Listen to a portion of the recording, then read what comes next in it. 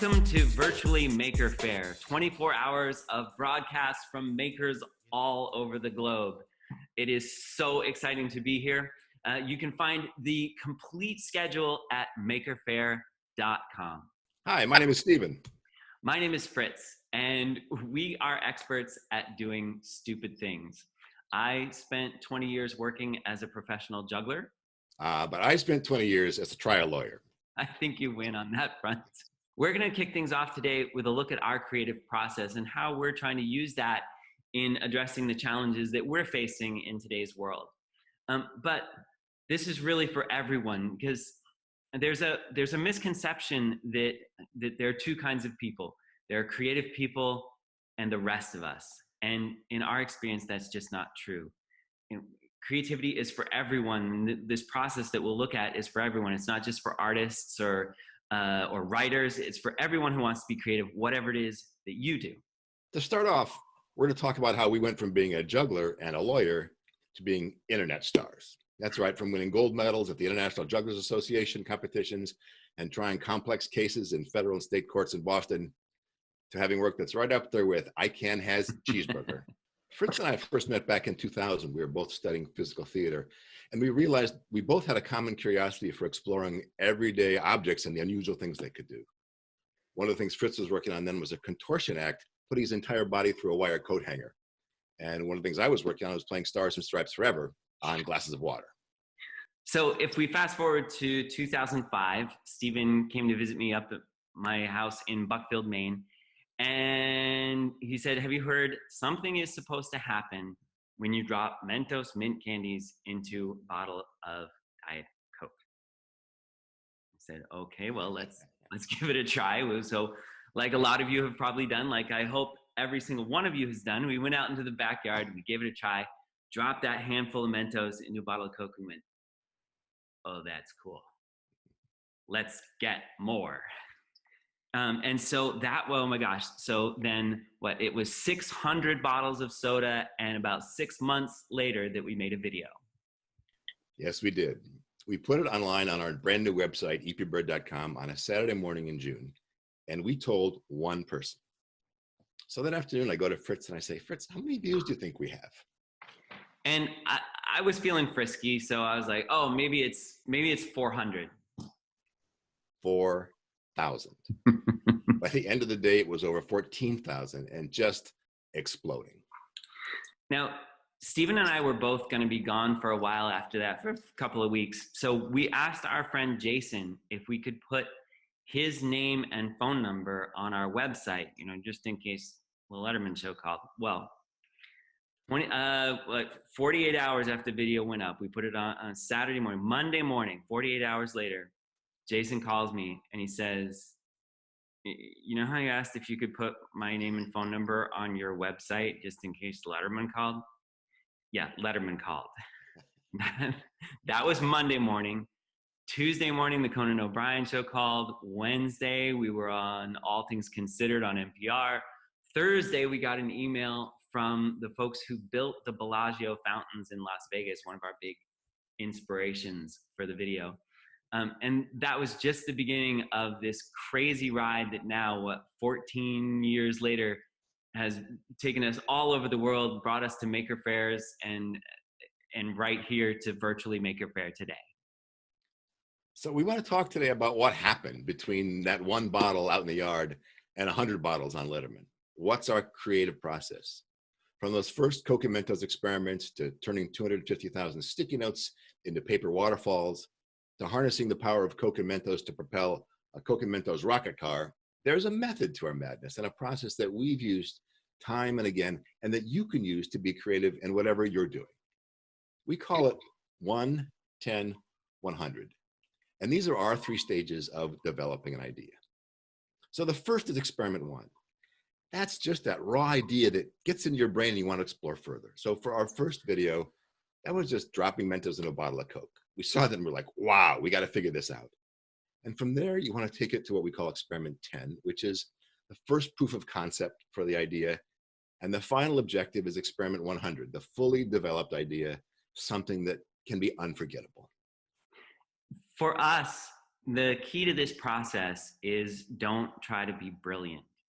We use this kind of scientific terminology of taking it forward one step at a time to emphasize that this is a methodical process. There's no genius involved, because when it comes down to it, we don't believe in genius. We believe in hard work.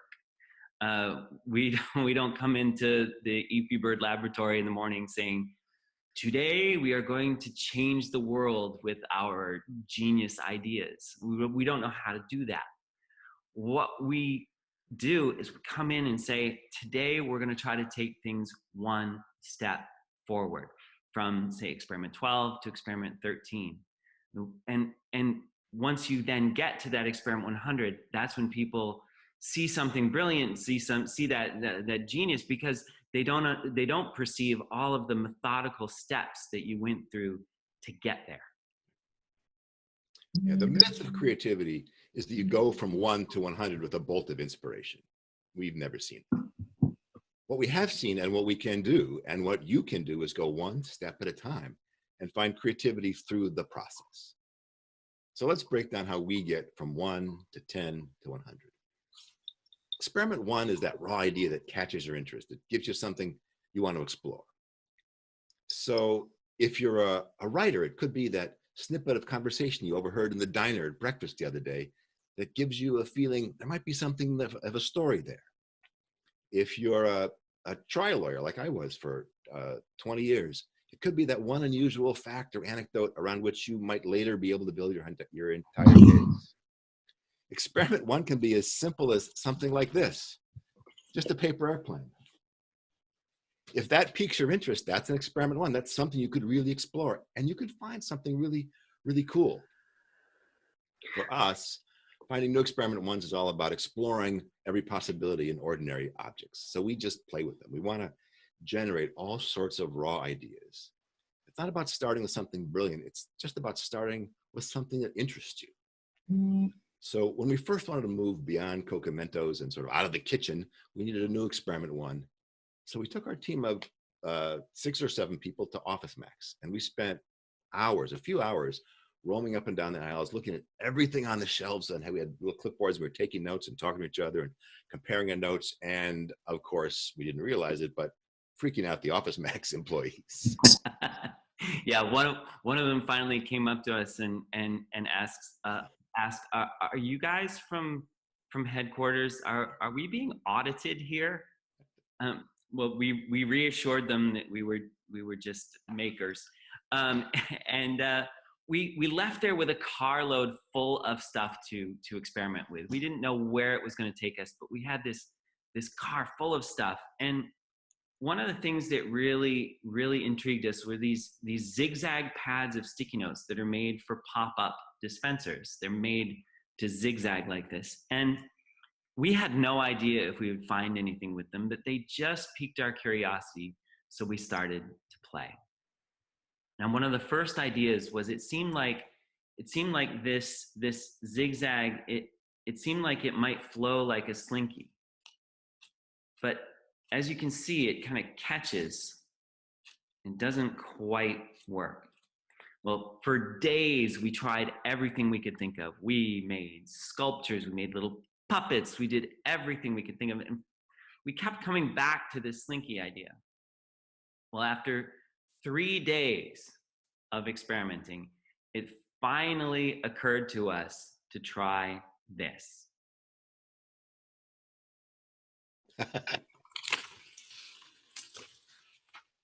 Rotating it 90 degrees like that was the key.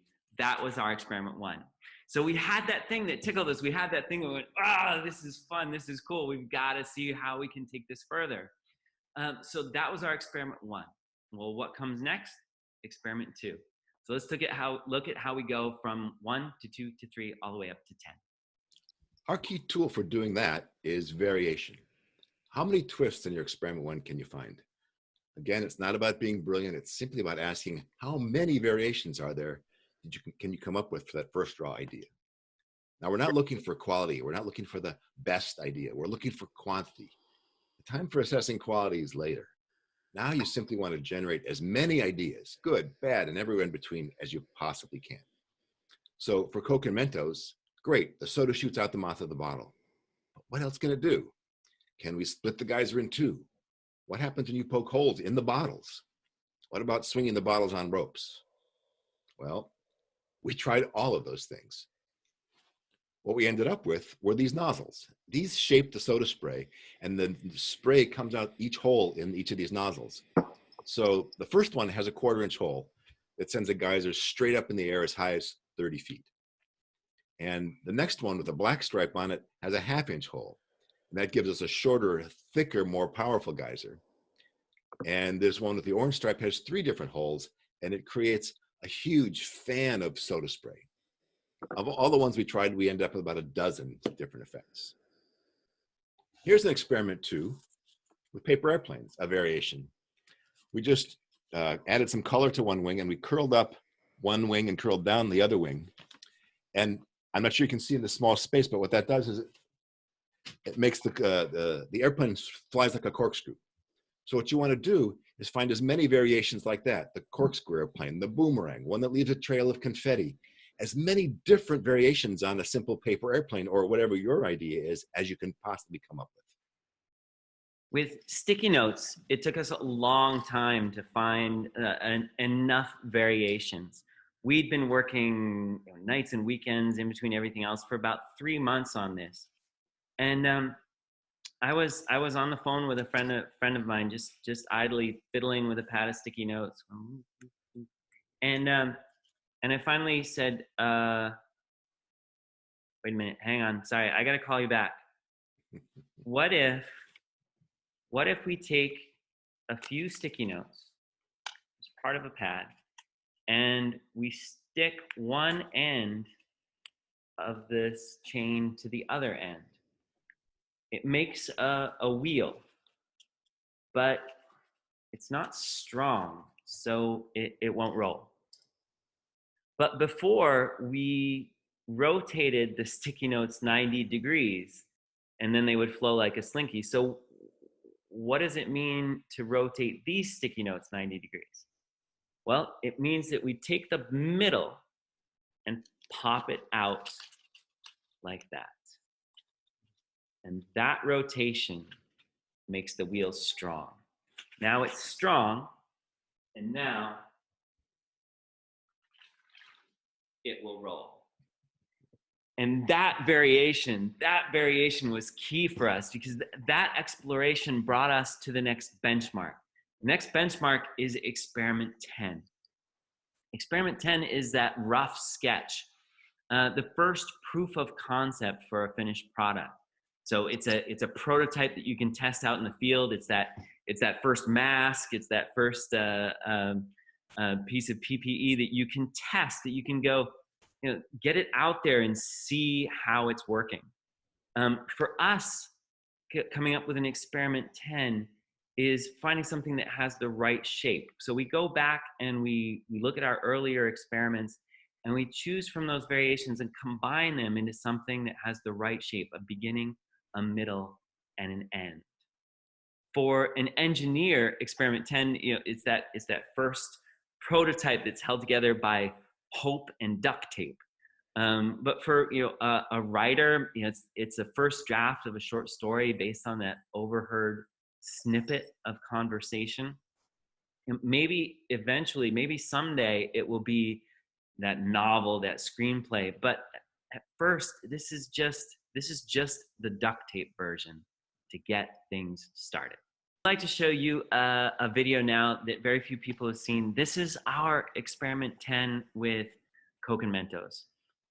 And this is definitely the duct tape version. We did this as part of the early evening show, a live variety performance that we do up here in Maine on the first Saturday of every month. Let's take a look.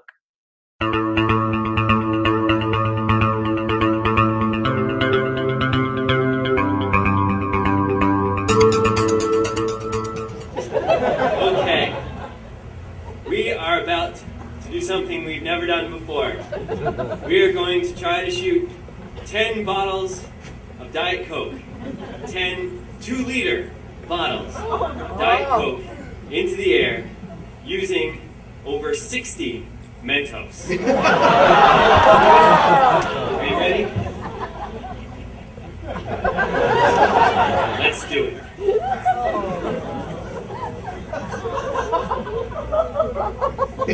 3, 2, 1, go. 3, 2, 1, go.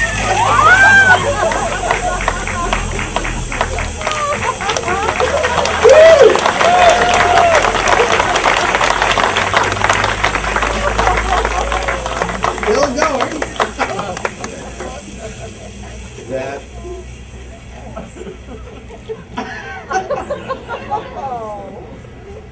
Well, I say that worked pretty well. I hope you enjoyed it. Back to you, Mike. Yeah, thank you, Chris. That experiment 10 was shot just 24 hours after our first experiments with Coke and Mentos. You want to make it quickly like that. Remember, it's just the duct tape version. You want to get out of your head and up on its feet as fast as you can. You want to stop planning and thinking as soon as you can and start building. So right now, for example, we've been working with the Robert Wood Johnson Foundation for the last year or 2 or 3 on developing methods to help nonprofits use viral video to spread their messages. And as part of that work, we're now working on a test project with National 4-H, and we're helping them develop a video of a Rube Goldberg machine that would highlight the wide variety of things 4-Hers can learn. Everything these days from traditional cows and plows, farm skills to 21st century robotics and using drones to create detailed maps of farmland for crop planting. The plan was to build a giant Rube Goldberg machine in a barn or in a high school gymnasium and shoot a video with a bunch of 4-H kids and maybe building it, maybe be part of the machine. We weren't sure. And then COVID-19 hit and changed everything. Everything came to a halt. We can't be gathering kids together in an enclosed space for hours at a time. And we can't even gather ourselves in the studio to work on stuff the way we had before the pandemic. So we began to wonder, could we do a virtual Rube Goldberg machine? Can we make a machine that goes from one Zoom window to another? Would that even work? Would anyone care? Would it be fun? We don't know. But it's an interesting idea, so we're building quickly as we can an experiment 10 just for ourselves. And we've asked half a dozen or so of our friends to build a single Rube Goldberg module. And we've mailed some stuff for people to work with. And everyone's going to start their module with a ball bouncing in from the left, and it will end with a ball bouncing out to the right. And they'll shoot their videos, send us their modules, and we'll try and put that together into a single edit of a virtual machine. Will that work? We don't know. We'll have to see. And that's what experiment 10s are all about. Getting your germ of an idea up and on its feet. And what you learn from that, what works and what doesn't work, tells you where you need to go next. With live performance, the world of live performance has just been decimated by the coronavirus. With nobody able to gather together, we can't perform for a live crowd. So for the early evening show, this live variety show that Coke and Mentos sprang from, we are now trying the virtual early evening show that's going to be starting up on the first Saturday of every month. Again, we did our first experiment with that. We got it out, we got it up on its feet, and now we're making those improvements, coming up with new variations, coming up with new improvements, new ways of doing it. We are also exploring at Celebration Barn Theater, where Stephen and I first met. We're exploring how we can even still do live performance. We're going to be doing some experiments with drive-in shows, with drive-through shows, where we sort of meld together the idea of a car wash with puppet shows and juggling and storytelling that happens around the car, so you don't even have to get out of your car to have that live interaction with performers. So those are our experiment 10s right now to get the ball rolling and see where we can take this. To reach experiment 10, you need to start understanding the variables of whatever it is you're working with. So with sticky notes, that meant what color combinations look good together. There's a zillion different colors. How tall can we build a sticky note waterfall before it just starts to fall apart? How fast can a waterfall change from color to color to color before the color change is too fast for the eye to perceive? All those things we had to figure out. And one of the sticky note variables was that turns out different colored pads flow at different speeds. So the yellow flows faster than the purple, which flows faster than the green, which flows faster than the orange, which sucks when you're trying to coordinate and synchronize waterfalls for a piece. And without that basic tool of choreography to time them, we couldn't get to our experiment 10. But once we identified the variable, once we knew that they were variable by color to color to color, we could start to get a solution. This is synchronizing tape. You may know it as tape. We call it synchronizing tape. Now, lining up a row of pads like this, side by side, and then running a piece of synchronizing tape across the top. This is the key to our experiment 10, because this synchronizing tape means that as we build larger and larger bricks of sticky notes, as we add more and more layers of pads, every time it comes to a piece of synchronizing tape, everything has to flow together. That was the key to our experiment 10, because it allowed us to do this.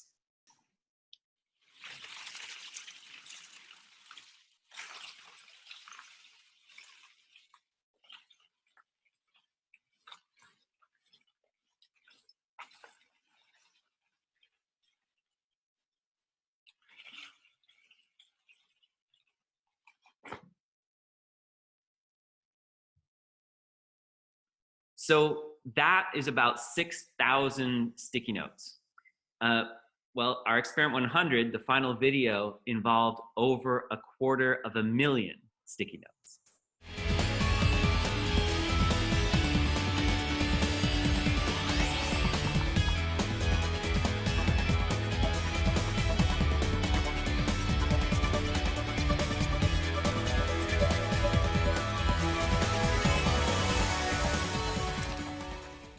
So here we are. You've got your experiment 10.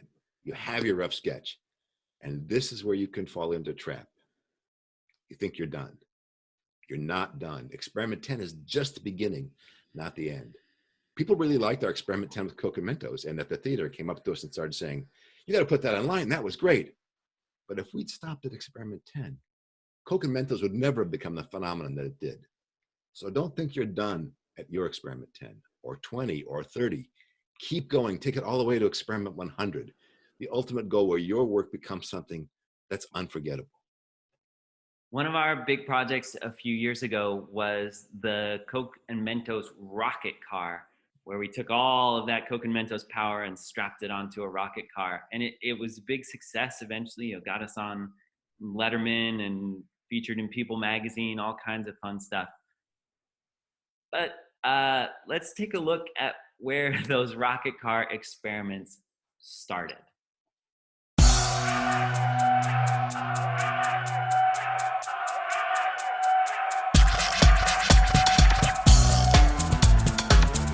We're rolling. Ready, and pull,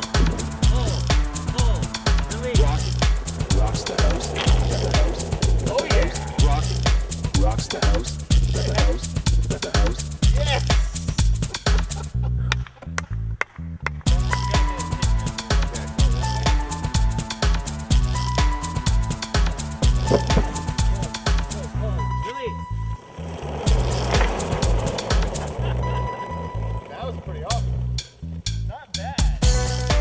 That's clearly further than the last time.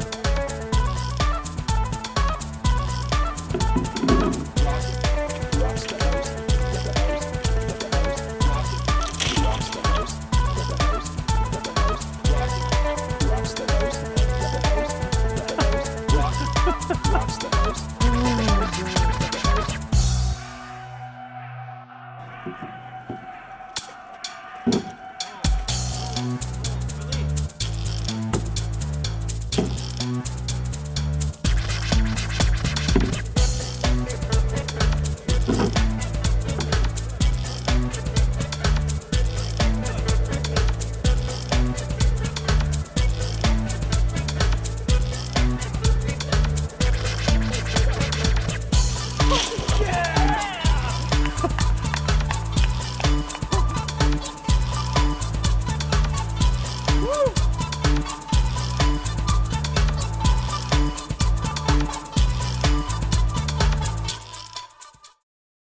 So why did we not give up?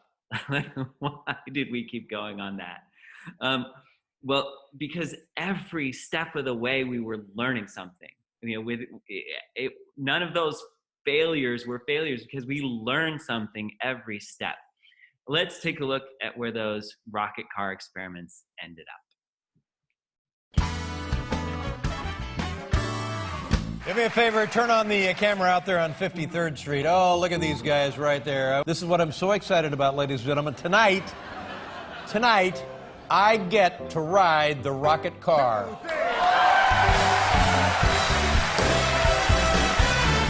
All right, here we go, gentlemen. No, I don't think I need the helmet. It'll mess up my toupee. Okay. Is everybody ready? What do I do? I just get up there. Sit on. Okay. You got pegs right there that you can put your feet back onto. If you can reach. All right. Oh, nice. Now, nice. you know your front tire is nearly flat. Yep. Is That's that your a safety, problem? Dave. Your brake is right here. Uh-huh. And you may need And it. when in doubt, you can just put your feet down. Okay. Make sure that you don't go into traffic. All right. Well, I'm shooting for the Hudson.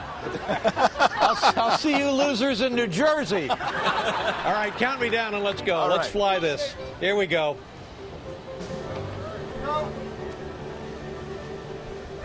Ready, Thank Steven? Ready. Ready, Dave? Ready, Matt? 3, 2, 1, pull. Release! Like a rhinestone cowboy, riding up on a horse in a star-spangled rodeo. Hello, everyone. Oh, my God. Are you all right? Oh, hi, man. I'm sorry I'm not from Queens.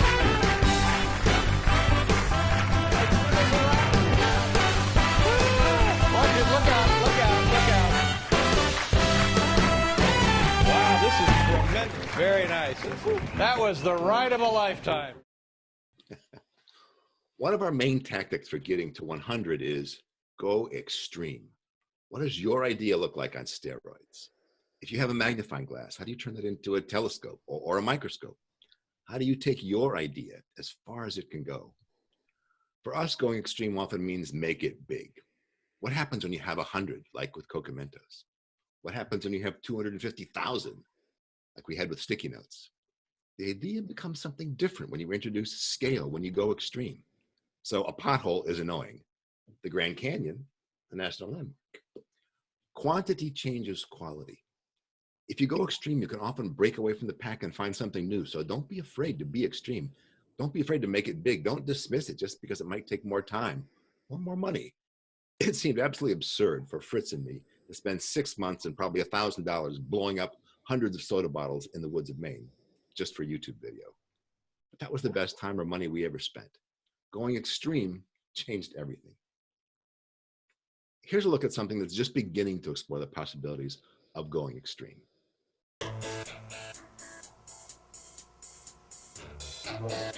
And 2, 1.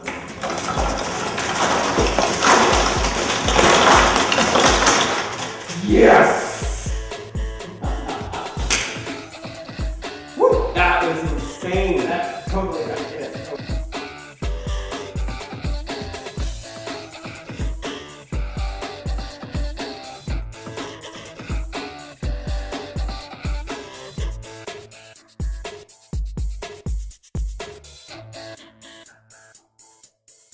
In the now. Paycheck, you have this moment. In the now. That was 32. Imagine 300 or 3,000. Now that would take a lot of time folding paper airplanes and a lot of time picking them back up and reloading them. But it might be worth it. It might be something unforgettable. And taking it to 100 this way applies across the board. It's not just for artists or crazy internet video people. If you look at the leaders in almost every industry, you can see the same principles at work. Apple, Cirque du Soleil, Facebook, each of them have taken a simple idea, an experiment one, and taken it all the way to 100. And when you look at all sorts of creative people and companies, you'll see them taking it to 100. And with this approach, you can do that too. Whether it's your work on COVID-19 technology or an art or a theater piece, whatever you do, this process can really help you blow it up into something amazing. So remember, there are no geniuses.